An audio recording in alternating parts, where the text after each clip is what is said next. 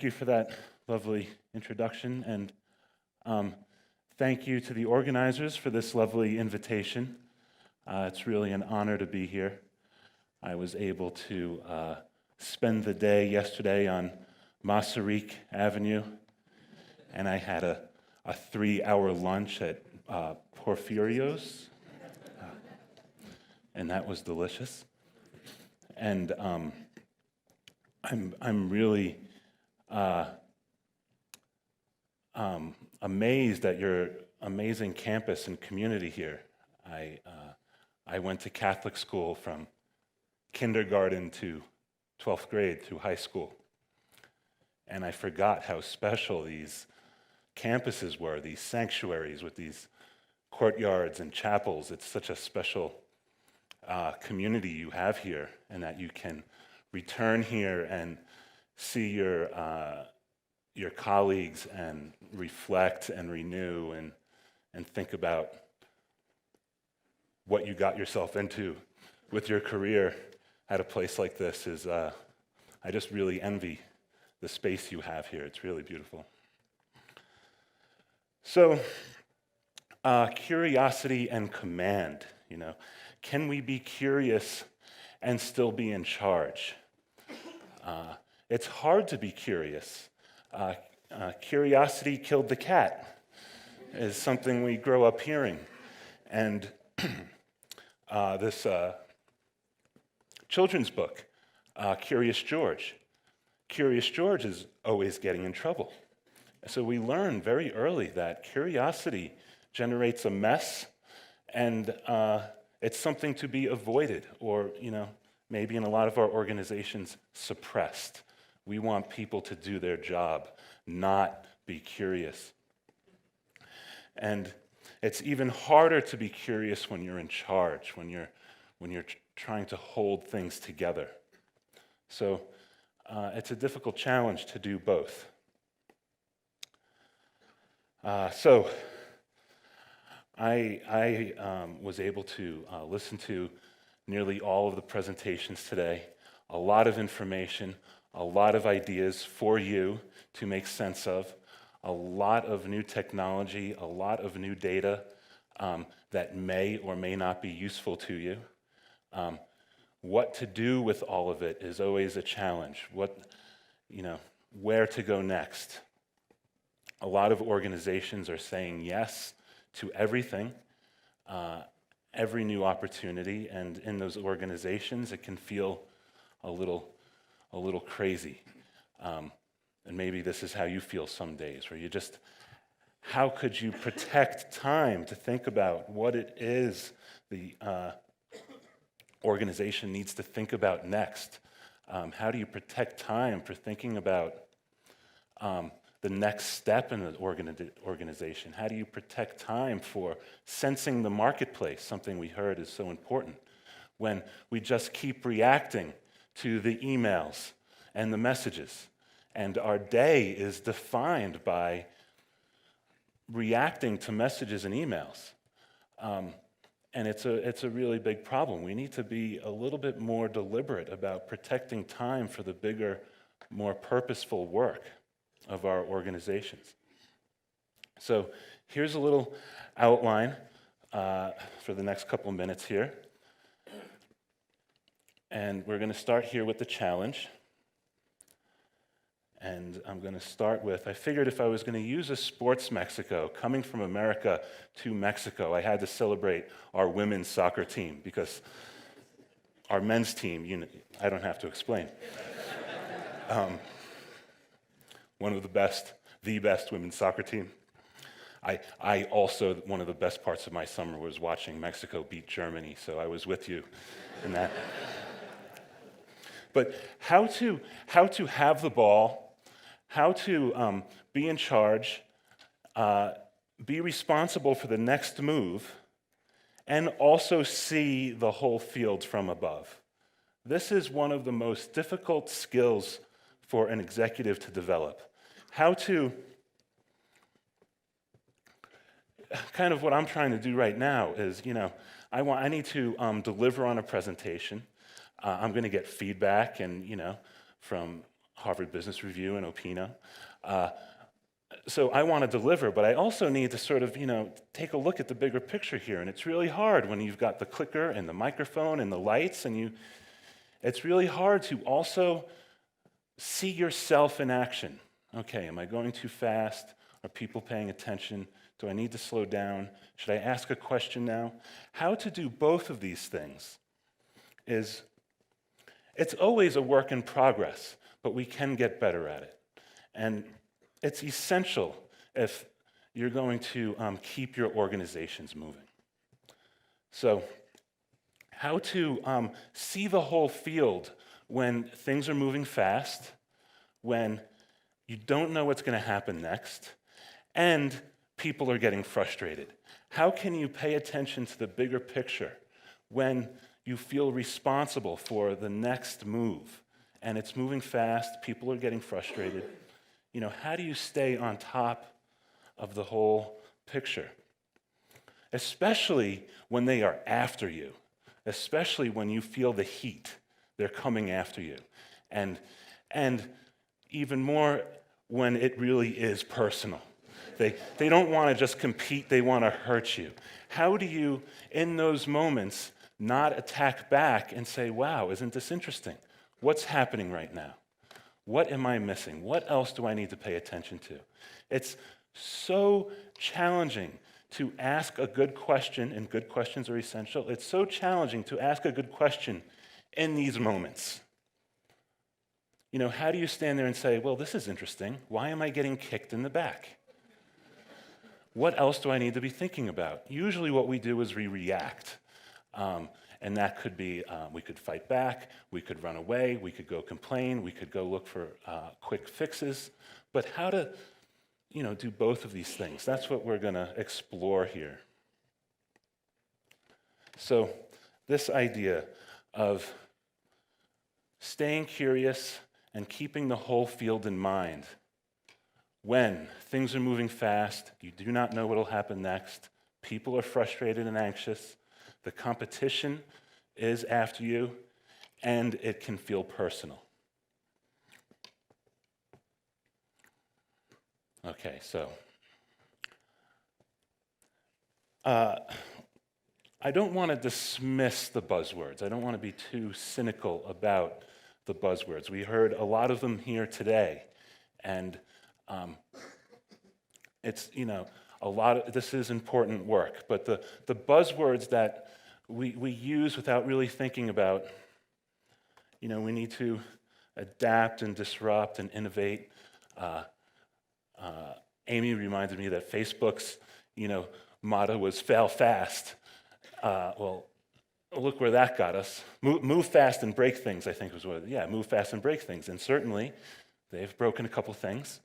So, and then, of course, in my country, there's a little obsession with winning. Everyone wants to win, win, win, and that doesn't look like it's going to work out too well for us. So this is the world of driving, incentivizing, motivating, and pushing. And that work needs to happen. I don't want to dismiss that work. But we can very quickly be consumed by that work. We can become very preoccupied with driving, pushing, incentivizing. And that makes sense because that's the world of delivering results. And a lot of us feel the pressure to deliver results. So that's totally normal. But, the real work of the executive here, we're talking about, sort of taking your organization to the next level, this organizational transformation. The real work here really requires that you reinforce your corporate contribution and purpose and value. And as you reinforce it, also revisit it, examine it, and connect people to your corporation, connect people to meaning and purpose. This is, a similar theme we just heard. And build and diagnose and learn.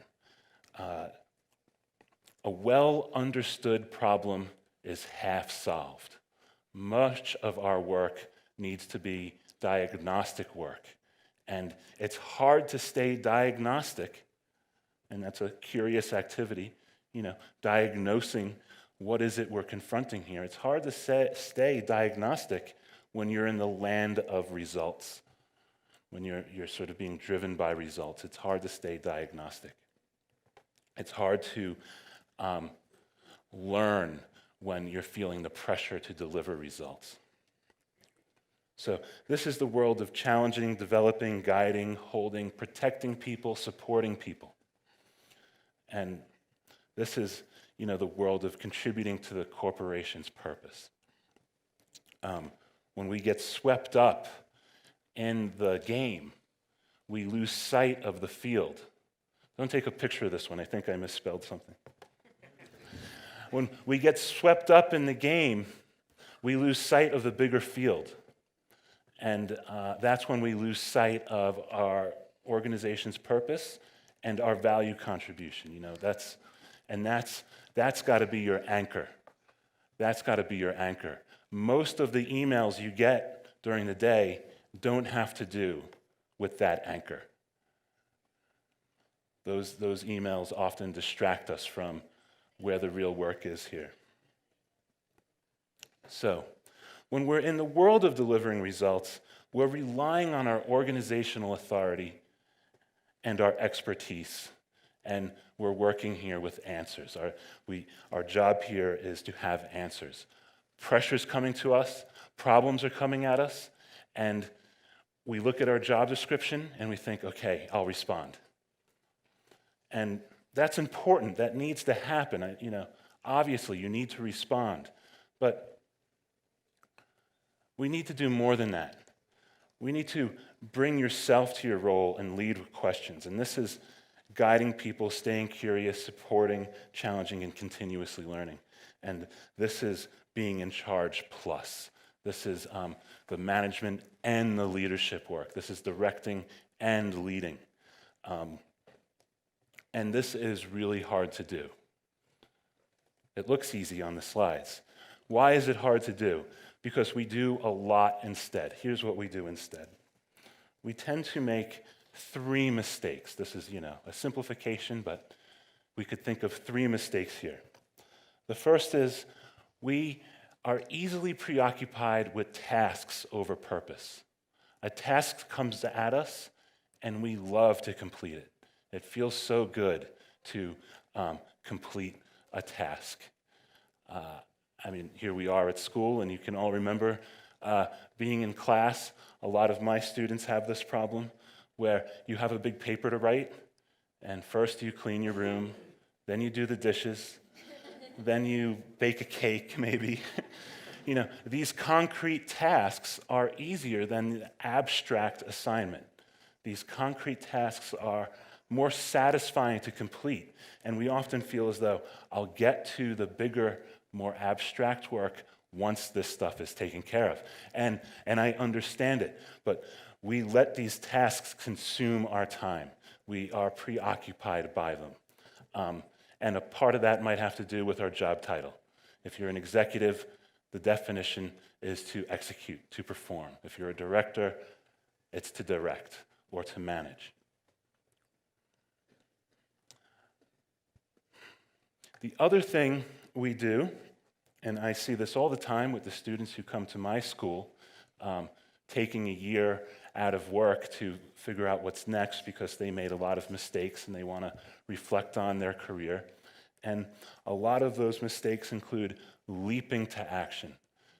And I've said a version of this before, but this is responding to the pressures on us.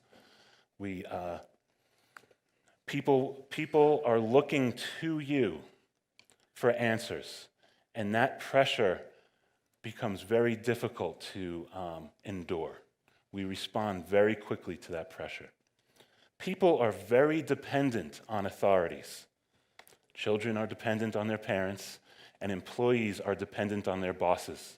And if you are a boss, that dependency on you to provide them with guidance, direction, that is exhausting.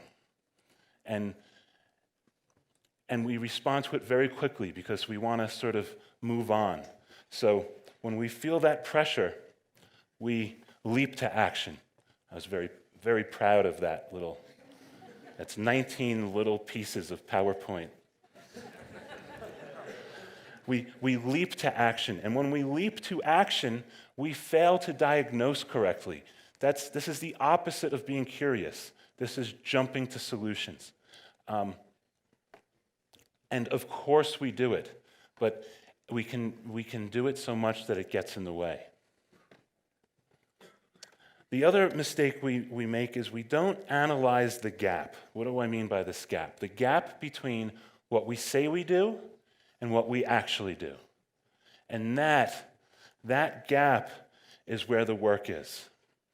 That's where your attention should be. Where do you see a conflict in your organization between what the organization says it does, what it says it delivers, and what it's actually doing? And we ignore this gap because we are preoccupied with tasks, because we leap to action, and then we fail to properly diagnose what is going on there. Why are we saying one thing and doing another? And that's where the understanding needs to be. So here are, 3 ways to summarize the common mistakes we make. Okay, so why is it so hard to focus on purpose? Why do we keep leaping to action? And why do we fail to address this gap? We are rewarded for firefighting. We want to be seen as and feel competent. We want to be seen as doing our job well. And my own work has reinforced this over and over. There's lots of other work that reinforces this. You'll find this in this most recent issue here, that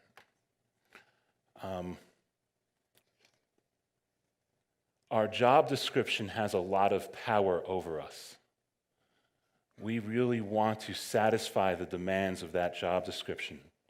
And if that job description starts with executive X, we will be pulled into executing and performing. If that job description starts with director, we will feel the need to be directing all the time. And directing is the world of answers, not the world of questions. So it's one of the hardest things to do here is what we're talking about is how do you hold the space, manage the anxiety of people who are frustrated or stressed out, hold the space, manage their anxiety, tell them you've got this, and you also have a lot of questions, and that you need their help with those questions. That is, it sounds simple, but actually doing it is really hard. And it's one of the reasons it's hard is because the firefighting, the task completion, has gotten us to where we are.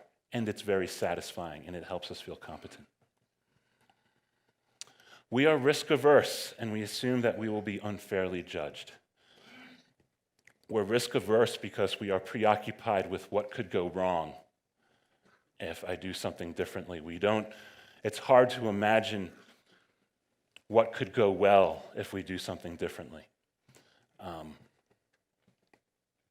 I worked with an executive once who really thought it was going to be a good idea to go 4 levels down and ask some questions of the junior people in the organization. He really needed to know more about what was happening on the ground. And this sounded like a brilliant idea, but he was so preoccupied with how he might look that the people that he would convene would go, wow, he doesn't know this? He was so worried that session would backfire that he never tried it. Other executives I've worked with who have tried it have always usually been sort of rewarded with, wow, this was terrific. I feel more connected to them, they feel more connected to me, and they're mostly grateful I came to visit. That's what people were really remembering. I came to visit. They didn't have a conversation around, wow, the CEO doesn't know how things work. But we're preoccupied with the risk there. And that's our human brain. That's what our brain is preoccupied with, risks. It's hard to imagine the opportunities when we take a risk. We confuse self-enroll. And What I mean by that is, if you're an authority figure in your organization, if you're an executive, part of your job is to be a punching bag. That is part of your job. And when we forget that, when our employees are frustrated with us, we can take it personally. But it's not you they're attacking, it's the role. It's so hard to be in Mexico and not reference my own American politics. But this is something Hillary Clinton was so good at. She knew how to be a punching bag. She could take punches better than anyone. She could sit there in hearings, she could be criticized, and she could get all sorts of feedback, and she didn't take it personally. That was the role. That was what it was like to be Secretary of State. That was what it was like to run for president, right? Donald Trump takes things very personally. He doesn't understand this aspect of the job, that the president's job is also to absorb the people's frustration. Parents understand this. If you have children or you work with children, you understand not to take it personally. You know, they're kicking dad because dad gets kicked. That's what happens. But when we get into our organizations, we can forget that dynamic still persists, that it's not you, it's the role. And our strengths become our weaknesses. What got you here will not get you there. Our strengths become our weaknesses. Often, we are promoted and celebrated for what we do really well.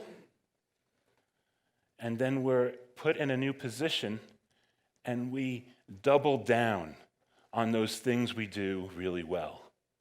But it's a new position. The job requires different capabilities. The very simple story is the computer engineer. This is a group I worked with. A service that got a very big contract, and they had to hire 20 people very quickly to meet the demands of the contract.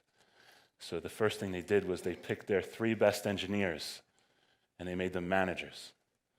And 2 months later, they're sent to a leadership development workshop, because those managers now are still doing what they used to do, which was detailed lines of code. So now if you work for this manager, they were all, in this case, men, he is hanging over your shoulder telling you what to do. And it wasn't big picture management work. So the strength that got them promoted, which explained their success, was now getting in the way. So if your strength, if your competence is taking care of the situation, a lot of us are promoted because send it to her, she'll take care of it. If that's your strength, putting out the fires, taking care of situations, reducing stress for other people, that's wonderful, that's great. But now you're in a more senior role, and that role requires a bigger picture view. That role requires spending more time in the marketplace, learning about the changes that are happening. You cannot be preoccupied with handling the situation. That strength will get you in trouble. You need to be out of the office, not in the office, doing everything every day. You need to delegate more. But we do this to ourselves. We promote people who are good at the tasks into positions that require more delegating. And there's been no training for that. So you're telling me the thing that got me promoted is now the thing I have to stop doing. And organizations do this to their people all the time. So how can we more thoughtfully, help people manage that transition? That's something I'm always thinking about. Okay, where are we? This little visual is really for me, so I know where I am, so I can see the bigger picture. It's very seductive here when 400 people are listening, and they've got their phones up, and maybe it's a picture of me, maybe it's the slide, but how to pay attention to the bigger job when you feel pulled in. It's very satisfying to keep talking. And maybe you do it in your meetings. Everyone's sitting there silently, so you just keep talking. But maybe it's time for a question. So, how do we stay curious and in command? How do we provide direction when we do not know what is next?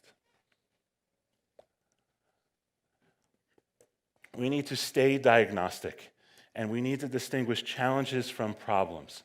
And this is a little simple mindset shift with powerful implications. If you're facing a challenge and you've taken the time to diagnose it correctly, it cannot be fixed. You cannot fix challenges. You can fix problems, but challenges require learning. And really, all you can really do if you're confronting a challenge is make progress on it. But you can't fix a challenge. And this is, just a simple, 3 lines. But how to spend more time staying diagnostic with your teams and with your groups to really understand what is it we are confronting. I think one of the biggest risks in this new world, full of all sorts of awesome and amazing technologies, is that we will immediately see them as answers. So we'll confront the problem and we'll spend more time looking for the solution and interviewing vendors than we will diagnosing the problem. And one way to think about this is that these are adaptive challenges. And the biggest mistake we make is when we're confronting a big, difficult, adaptive challenge, a challenge that requires us to learn, and that's a small word, learn, with big implications, because often it means unlearning what we think we know how to do. If we're confronting a challenge that requires us to learn, and learn organizationally, that's another problem. It's easy to sort of read on your own, but to have the conversation across teams at different levels around what everyone needs to learn, that's a risky conversation for proud professionals who have been rewarded for answers. To expose what you need to learn to that group over there or to this group down here. We resist this much more than we realize. So challenges cannot be fixed. You can only make progress on a challenge, and that requires a lot of learning. I need to give work back. Do not take everything on. So this is, the work of leadership now is really not doing things for people. The work of leadership is pushing the learning back at the people, and then holding on to that. Maybe it's providing some resources, protecting time for them. But we are very quickly seduced or pulled into fixing things for others, especially when we're an authority figure and people are coming to us for answers. How to say, as an executive, I'm not sure, could you keep working on it?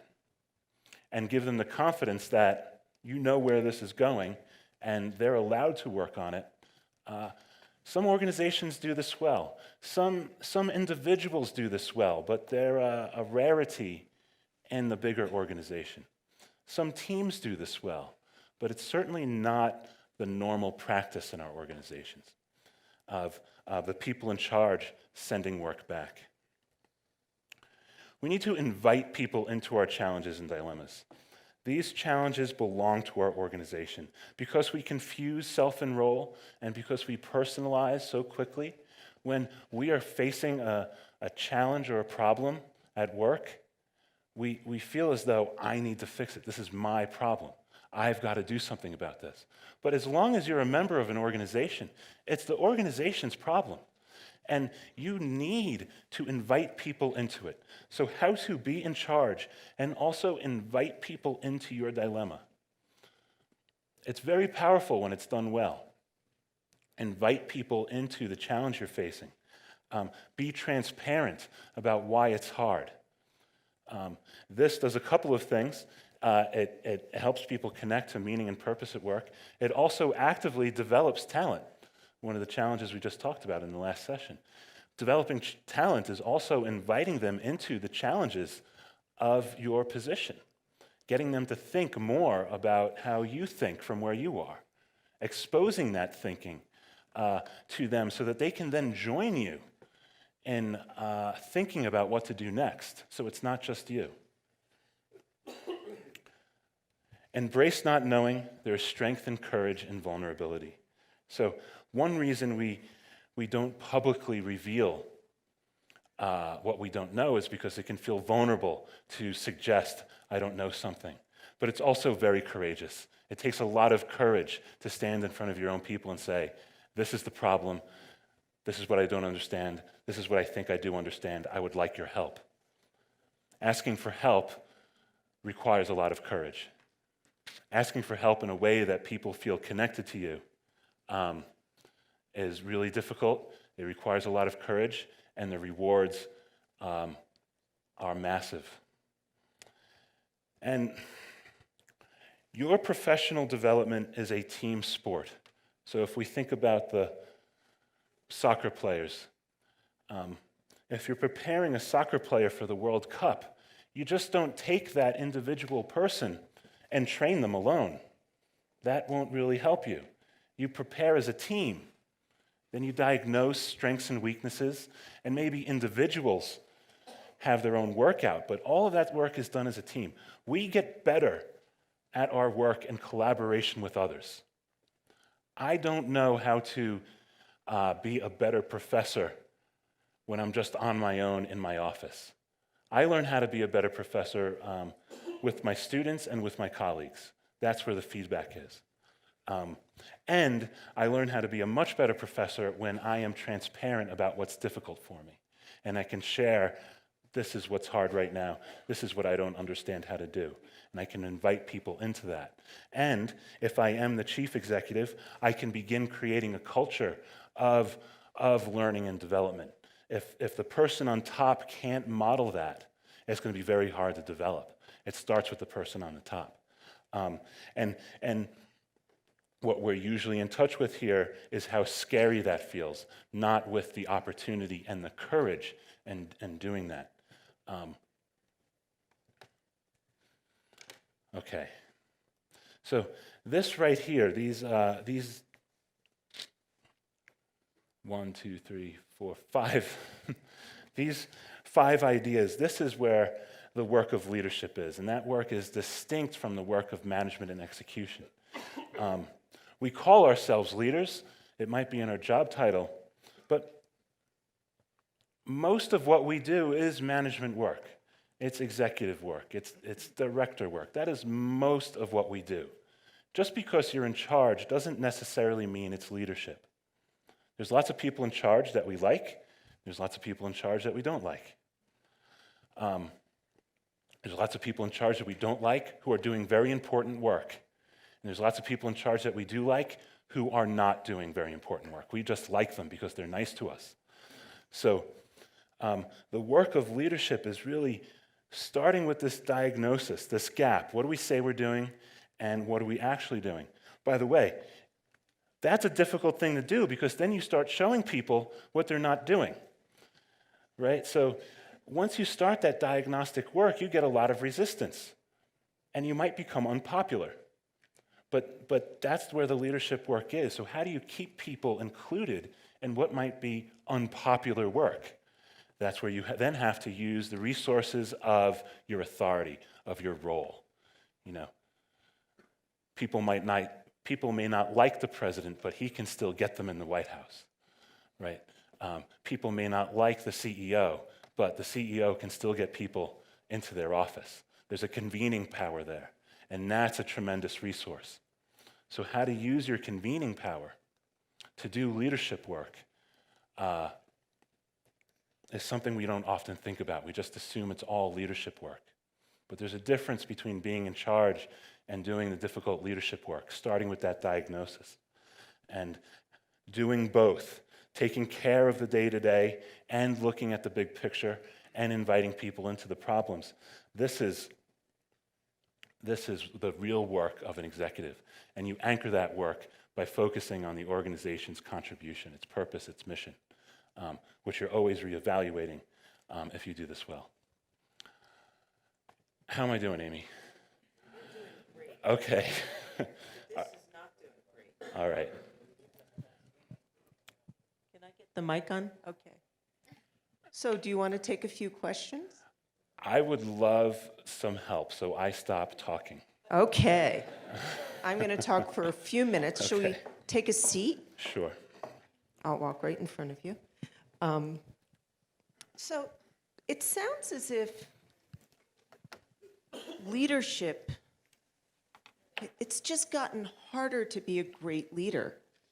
I mean, things are coming at you faster, there's more complexity, technology is throwing more tasks at you, just managing your inbox can be a full-time job. Where do you see this going? What's going to get harder about it? Gosh, isn't it hard enough? Yeah. What's going to get harder about it? I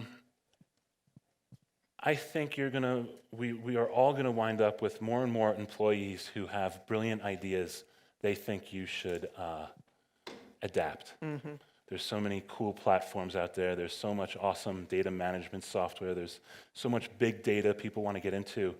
And there's going to be a lot of pressure to take some of this on. And it may or may not be helpful to you. Mm-hmm. Mm-hmm. And trying to toggle between the being in charge and being in charge plus. Or is it a toggle? Do you have to do these things simultaneously? Can you manage and lead brilliantly at once? Yes, and it's really hard. And I think it's just hard for the human creature to do both. And it's because we're nested in organizations. And those organizations have put a lot of demands on us. There's lots of teams, there's lots of people, and each one thinks you should be delivering something for them. So how to meet those expectations, manage them when they can't be met immediately, or maybe it's not actually useful to meet them, but manage those expectations and also do the leadership work. It's difficult. I think we need help. I think that the people I work with, when they make mistakes, they were working alone too long. They were trying to do it all themselves. Mm-hmm. So you can't go into your cave and think you can solve every problem. No. And meet every challenge. So we don't have a lot of time, but let's take a question or two from the audience. And does someone have a mic? Okay. How do you answer to the thesis or theory of capacity versus demand in the scenario that you're presenting here? The capacity you have versus the demands on you? Mm-hmm. Demands on the job.